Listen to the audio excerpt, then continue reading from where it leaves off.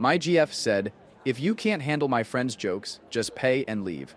So I stood up, took my keys, and walked out of the restaurant. Her friend's laughter died when they realized I only paid for my meal. Sup, Reddit. At my girlfriend's promotion dinner, her friends tried to humiliate me. When I called it out, Chloe said, "If you don't like, just pay and leave." So I paid for my meal and left.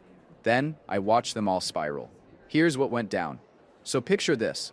I, 27 male, live in Kansas City, have been running electrical for the better part of a decade, make decent money keeping the lights on around this town, and I restore Harleys because apparently I hate having disposable income and free weekends. I met my now ex Chloe 3 years ago at Howl at the Moon downtown. I was there with my buddy Hunter celebrating his promotion. She was there with her girls for some birthday celebration. We ended up talking at the bar for an hour about everything except work, which was refreshing as hell. Marketing coordinator, ambitious as hell. Had this whole "I'm not like other girls" energy that sucked me right in. She seemed genuinely interested in my Harley restoration projects, asked intelligent questions, and laughed at my stories about job site disasters. For those first few months, I thought I'd hit the lottery. The red flags started small, like when I mentioned taking her to my buddy's barbecue competition, and she asked if there'd be normal people there too. Or when she saw me covered in grease after working on the bike, and made this face like I'd tracked dog shit through her living room. Little comments about how I should dress better when we went to her work events, even though my one good suit cost more than most people's monthly car payments. Moved in together after 18 months because her lease was up and my place in Midtown had more space. Classic rookie mistake, but love makes you stupid sometimes. Should have gotten that in writing. Here's where I screwed up. Her friend group. 3 passive-aggressive princesses who'd perfected the art of the backhanded compliment. Betty, the ringleader who could make "bless your heart" sound like "go screw yourself." Brooke, who somehow turned every conversation into a humble brag competition. And Bianca, who specialized in those little comments that made you question whether you'd just been insulted or complimented. The thing about their bullshit was how subtle it was at first. Like when I smoked brisket for Chloe's birthday party last summer. Spent 14 hours babying that meat, got up at 4 a.m. to start the fire, the whole 9 yards. When her friends showed up, Betty examined my setup and said, "Oh wow, this is so authentic." Like something you'd see on one of those Food Network shows about, what do they call it? Comfort food? Brooke added, "It's so sweet that you did all this yourself. My boyfriend usually just makes reservations somewhere nice, but this is definitely more hands-on." Bianca smiled that razor blade smile and said, "Well, at least we know Alan's good with his hands.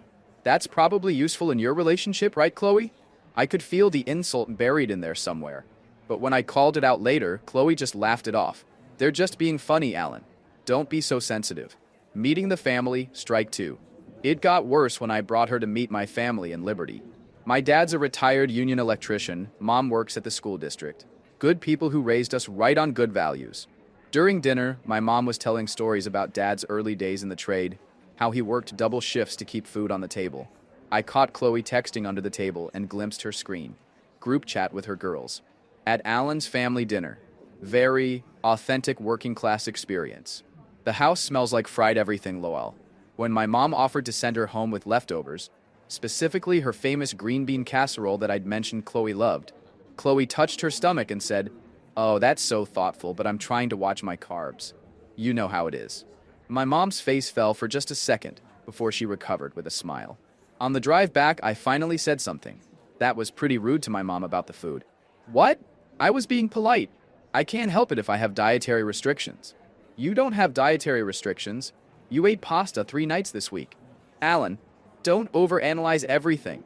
Your family is sweet. They're just different from what I'm used to. There's nothing wrong with that." Different. Right. The real turning point came at Hunter's housewarming party in Brookside. Hunter runs HVAC, makes bank doing it, and has zero filter when it comes to calling out bullshit. When Betty made some comment about how manual labor is so important for keeping society running, Hunter looked her dead in the eye and said, "Yeah, must be nice having someone else's sweat keep your air conditioning working while you sit in an office all day." The silence was deafening.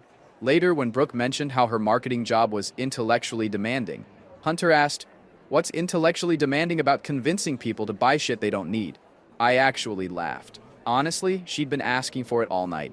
But on the drive home, Chloe tore into me. "Your friend was completely out of line tonight.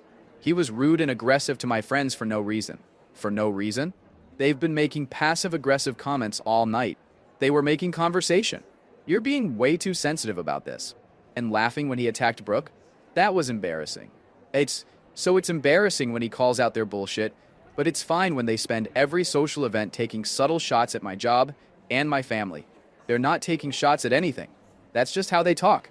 You're reading way too much into harmless comments. That became the pattern.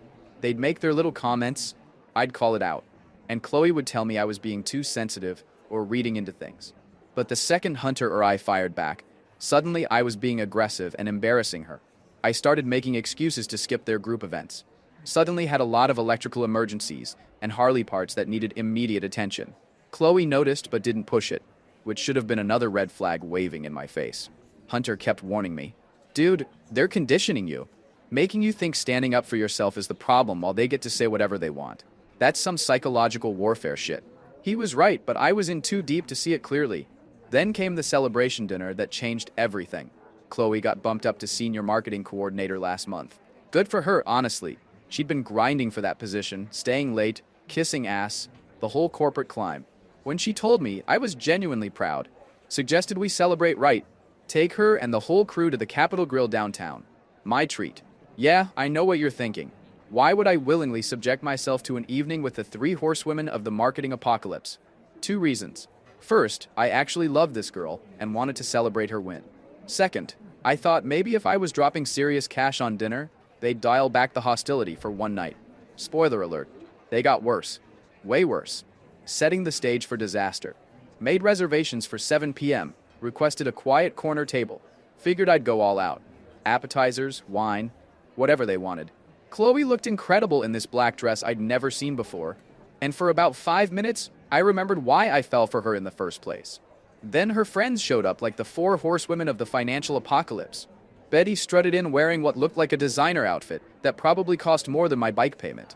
Had this air about her like she was doing the restaurant a favor by existing in it.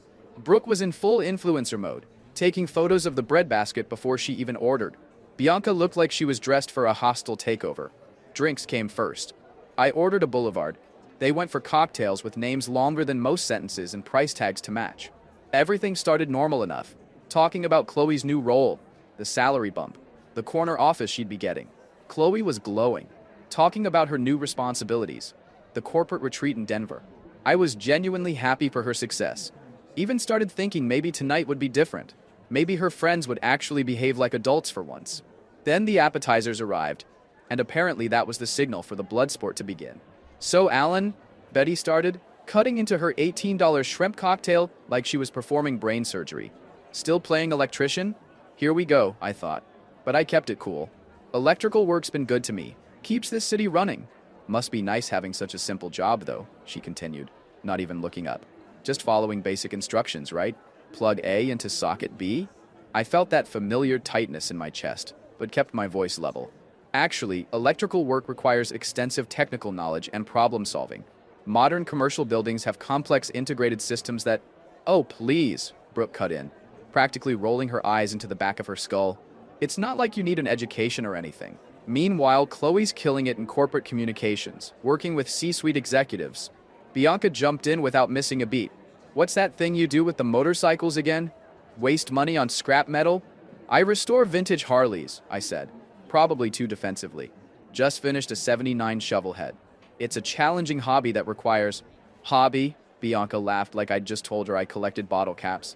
"How much money do you piss away on those rust buckets?" "Chloe, girl, you could do so much better. Remember Derek from that digital marketing conference?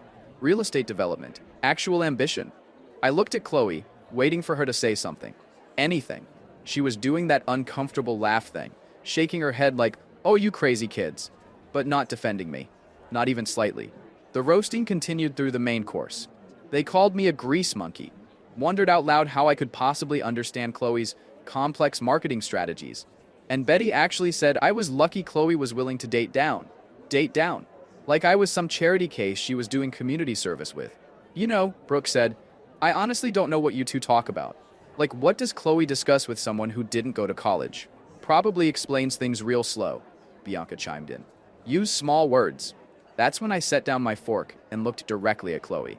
"All right, I think that's enough." She sighed like I was the one being unreasonable. "Alan, they're just having fun. Don't be so sensitive. Sensitive? Bianca practically cackled. What, are you going to cry because we hurt your feelings? And that's when Chloe looked me dead in the eye and said the words that ended everything. Look, if you can't handle my friends being honest, you can just pay the bill and leave.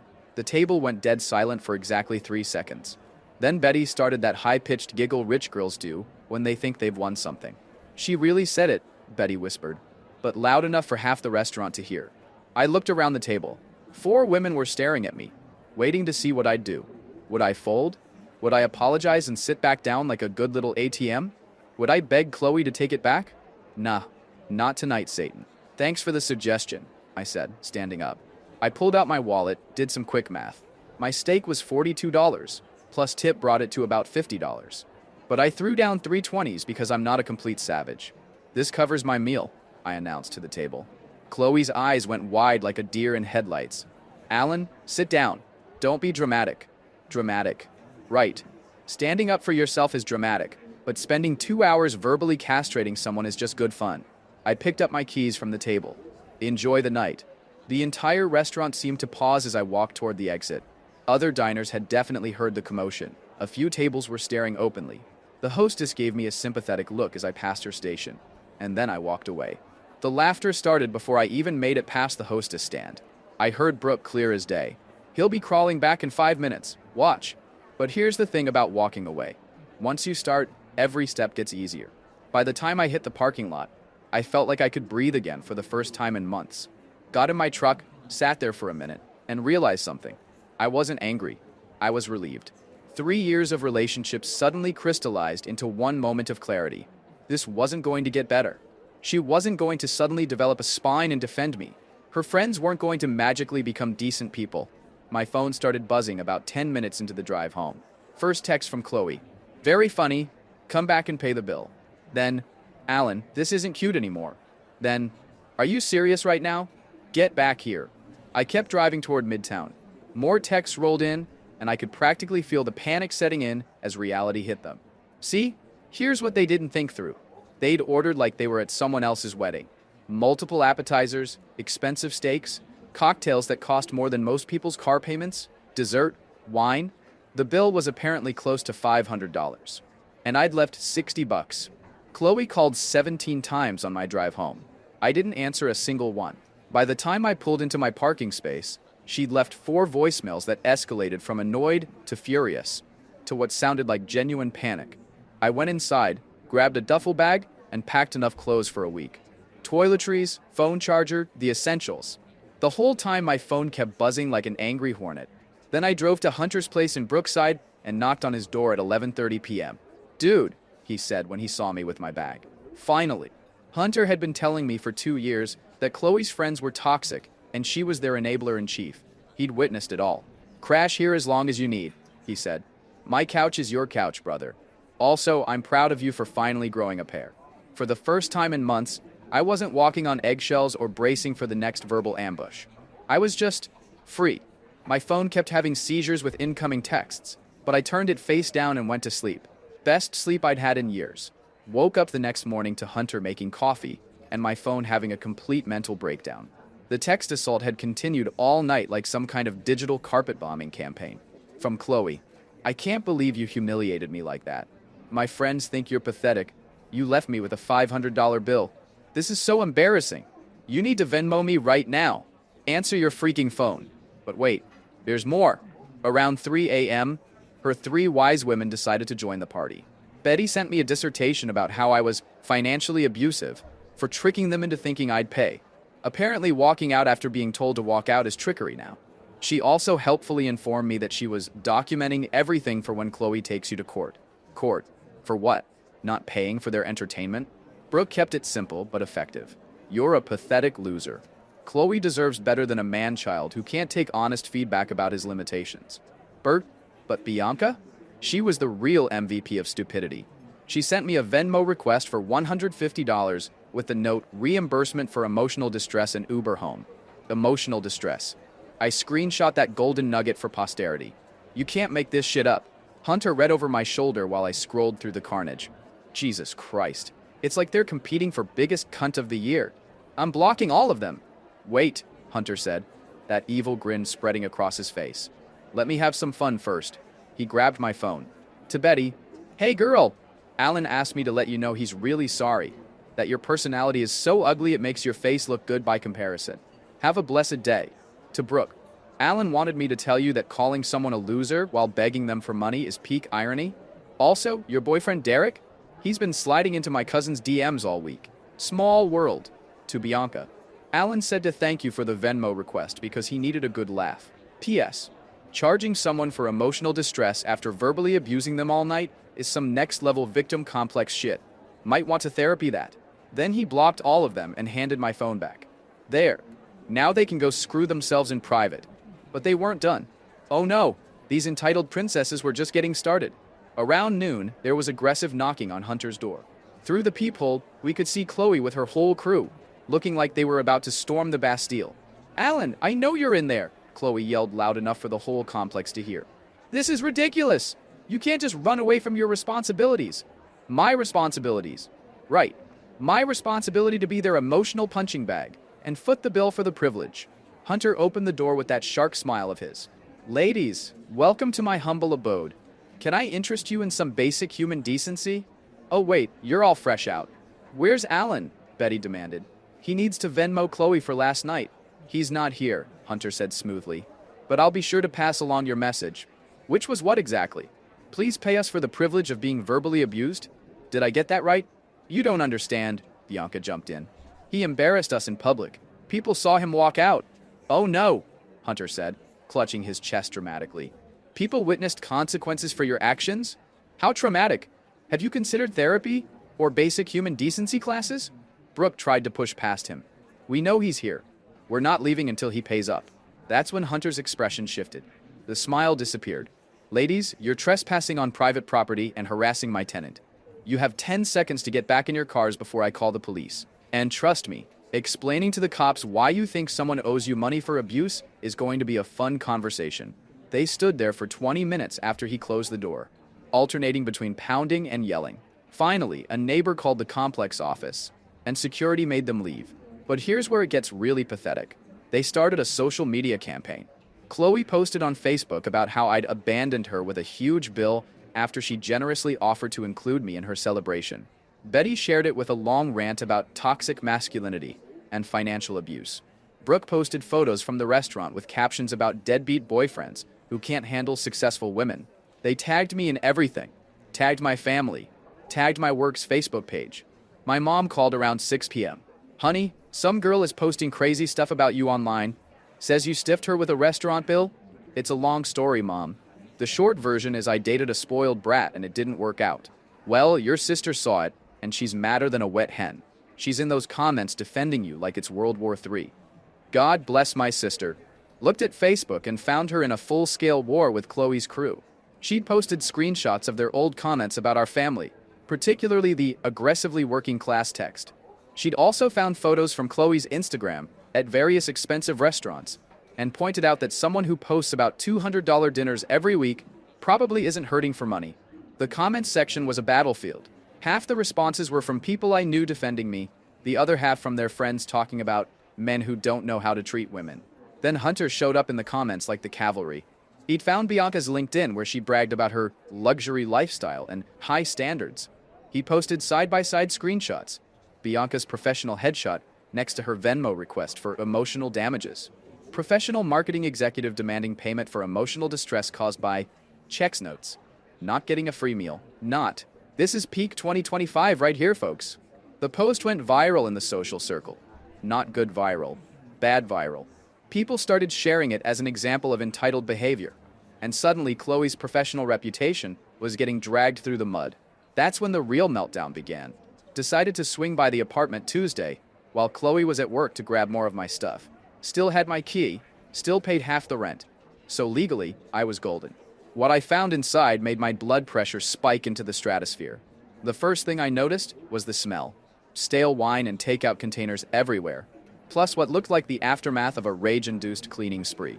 Found 2 noise complaint notices taped to the door. Apparently their Monday night war council meeting got loud enough that multiple neighbors complained. That's going on our rental record. Thanks for that little parting gift. But then I started looking around more carefully, and my stomach dropped. My PlayStation was missing from the entertainment center. Found it hidden in her bedroom closet, probably thinking I wouldn't notice or wouldn't have the balls to confront her about it. But that was just the appetizer. She'd gone through my toolbox like a freaking burglar. Now, for context, I've been building my tool collection for 8 years. We're not talking about Home Depot specials here. This is professional-grade equipment that pays my rent. My Klein voltage tester, my Fluke multimeter that cost me $600, my specialty conduit benders, my wire strippers. This stuff is literally how I make a living. Half of it was gone. I started checking every drawer, every closet, every possible hiding spot. Found my socket set stashed under the bathroom sink, wrapped in one of her fancy towels. My cable puller was hidden behind winter coats, like she was stockpiling my shit for some kind of garage sale revenge fantasy. I pulled up Facebook Marketplace on my phone and found the listings posted by Chloe. My Klein tester listed for $75, worth $200. My Fluke multimeter for $300, worth $600.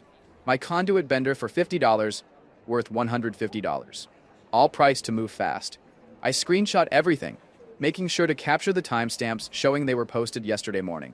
Then I kept searching. That's when I found the bomb. She'd been in my garage workshop where I work on the Harley. The '79 shovelhead I'd been restoring for 8 months was listed on Craigslist. Project bike, needs work, $3,000 OBO. Must sell as soon as possible, moving out of state. $3,000. For a bike that's worth at least 12 grand in its current state. Probably 18 when I finish the restoration. A bike that isn't hers to sell. A bike that represents months of weekend work, research, hunting down original parts, rebuilding the engine. The listing had 7 inquiries already. People were seriously interested.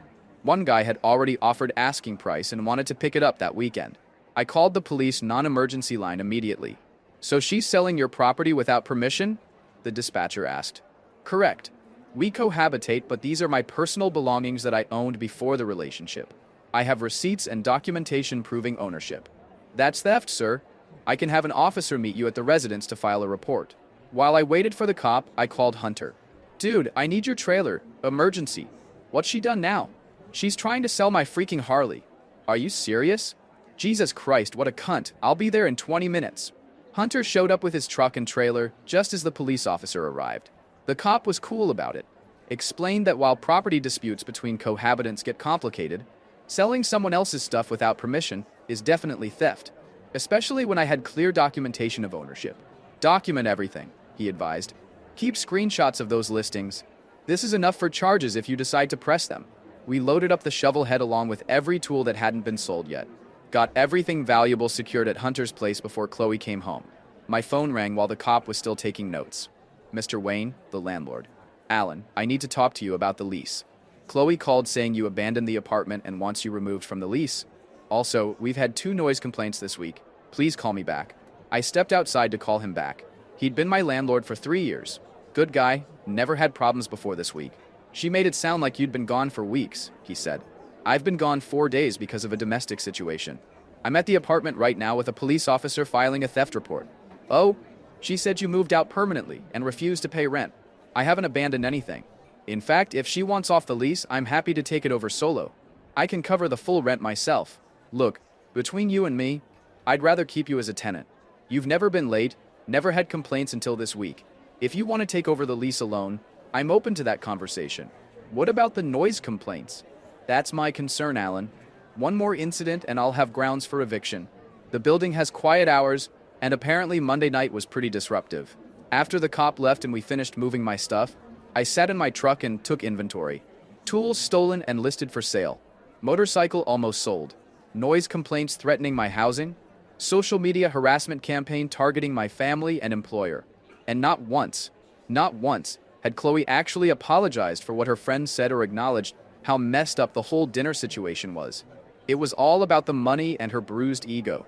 Time to stop playing defense and go on the attack. Here's the thing about dealing with entitled people.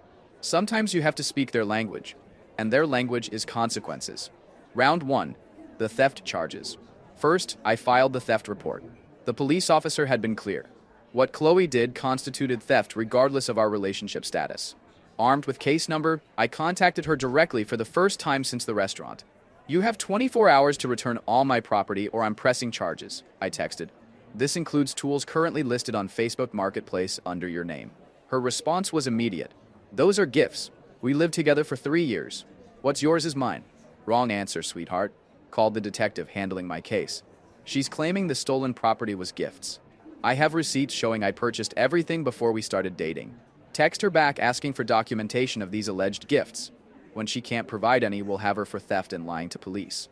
I texted, please provide receipts or documentation showing these were gifts. Detective Morrison needs this for his report. Radio silence. Round 2, social media warfare.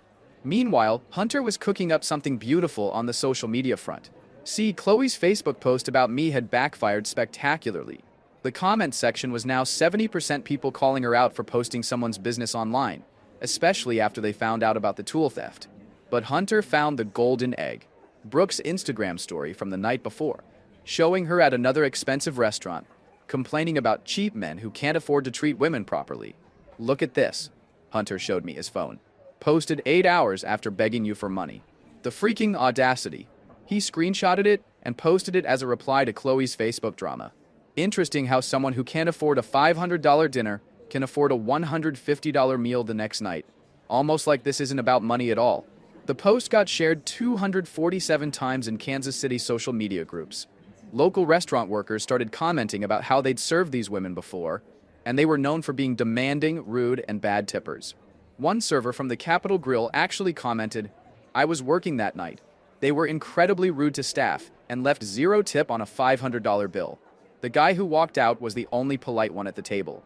Round 3, the inside man. But the real knockout punch came from an unexpected source. Terrell, Bianca's boyfriend. He slid into my DMS. Dude, I saw what happened.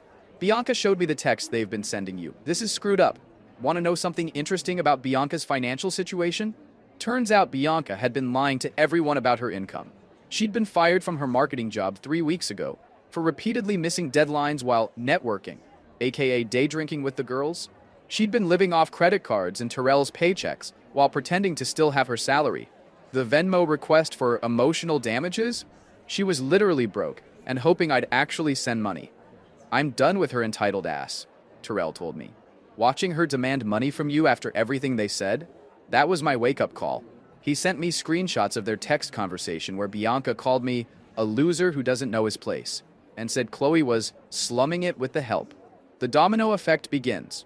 Terrell moved out of their shared apartment that weekend. Without his income, Bianca couldn't afford her lifestyle or her half of the rent.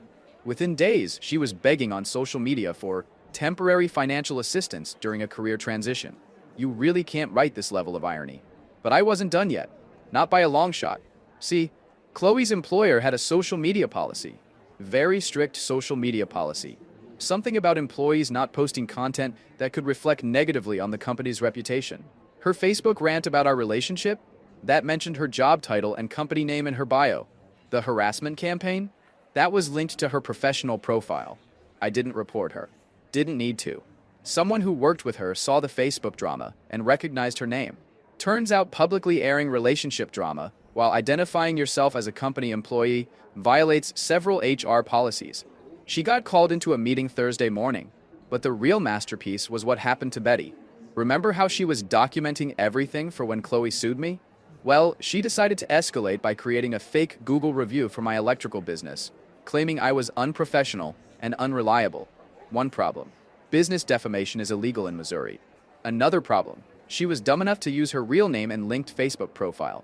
My business lawyer sent her a cease and desist letter Friday afternoon. The review disappeared within hours, but not before Hunter screenshotted it for evidence. Saturday morning, I went full scorched earth. Detective Morrison called Tuesday morning. She returned most of the tools to the police station yesterday. Claims they were misunderstandings about shared property. Still want to press charges? Absolutely. She also forged my signature on the Craigslist ad for my motorcycle. That's fraud. We'll add that to the report. The arraignment was scheduled for the following Friday. Chloe showed up with her high-priced lawyer, looking like she wanted to disappear into the courthouse floor. Her attorney tried the domestic dispute angle, claiming this was all relationship drama that got out of hand. The prosecutor wasn't buying it. Chloe's lawyer called me Thursday. Some fancy downtown firm. Dude wanted to work out a deal to avoid criminal charges. Offered compensation for inconvenience and to cover my legal fees if I drop everything. I told him my counteroffer. She pleads guilty to theft, pays full restitution, and stays the hell away from me. No deal on dropping charges. He hung up on me. 5 minutes later, I got a Venmo payment for $1,847. Apparently what she'd calculated as damages for the tools and her listing fees. Too little, too late, sweetheart. The preliminary hearing was brutal.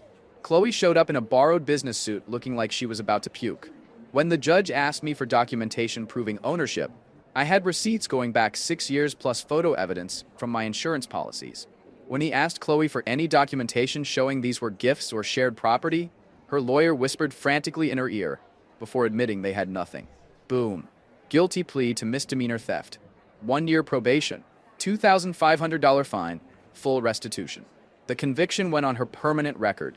Turns out actions have consequences. Wild concept. But that was just the beginning. Her company's background check policy required employees to disclose criminal convictions within 30 days. When HR found out about the theft charge, they started asking questions about her judgment and professionalism. The promotion? Officially rescinded. She got moved to a different department handling accounts nobody wanted. Mr. Wayne served her with eviction papers the same week. The noise complaints, combined with the police visits for the theft investigation, violated multiple lease terms. She had 30 days to vacate. Betty's fake Google review came back to bite her harder than she expected. My business lawyer filed a defamation lawsuit seeking $15,000 in damages for harm to my professional reputation. Her insurance company settled for $8,000 rather than go to trial, but dropped her coverage afterward. Good luck finding new insurance with a defamation settlement on your record. She also got fired 3 weeks later. Someone in HR saw her LinkedIn, where she'd been posting about dealing with difficult people and handling unprofessional contractors. They put two and two together and realized she was the subject of a defamation lawsuit while representing the company online, violated their social media policy and professional conduct standards. Brooke's downfall was pure mathematics. Her boyfriend Derek pulled her credit report during their lease renewal application and discovered she had $47,000 in credit card debt. She'd been living on borrowed money for 2 years. When he confronted her about the debt, she tried to convince him they were investments in their future together and that he should help pay them off. He moved out that weekend. Without Derek's income, she couldn't make minimum payments on the cards. Had to sell her car, move back in with roommates, and take a second job bartending nights. The influencer lifestyle evaporated overnight, but Bianca won the championship belt for spectacular collapse. Terrell didn't just move out. He'd been documenting her financial abuse for months. The Venmo requests, the demands for expensive gifts, the way she'd run up restaurant bills and expect him to cover them. He sent all of it to a friend who worked in family law. The lawyer filed a restraining order on Terrell's behalf, citing emotional and financial manipulation. With the restraining order on her record, Bianca couldn't pass the background check for her new job at a marketing firm. She'd already been unemployed for 6 weeks and burned through her savings trying to maintain appearances. Her parents cut her off when they found out about the legal troubles. Apparently, getting served with court papers while living in their basement wasn't the temporary setback they'd been promised. Last I heard, she was working at a call center in Independence and living in a studio apartment that smells like cigarettes and disappointment. The friend group imploded entirely. When Chloe lost her income and apartment, she couldn't afford to be the meal ticket anymore. Betty was too broke from legal fees to pick up the slack. Brooke was working 2 jobs just to make rent. Bianca was persona non grata with a restraining order. They started blaming each other for everything. Bianca accused Chloe of destroying our lives by dating down. Betty claimed she was just being honest, and everyone else was too sensitive. Brooke said they were all toxic influences who'd corrupted her judgment. The group chats went silent. The dinner invitations stopped. 3 years of fake friendship dissolved the moment their financial situations couldn't support their lifestyle anymore. Meanwhile, I moved into my new place in the Crossroads district, finished the shovelhead restoration, and picked up enough side work to buy a second project bike. Hunter still brings Elsie's barbecue over on Sundays, and we work on motorcycles without anyone calling it a waste of money. Terrell stops by sometimes. We compare notes on our ex's latest legal troubles, and marvel at how much better life gets when you stop subsidizing other people's entitlement. Life is good.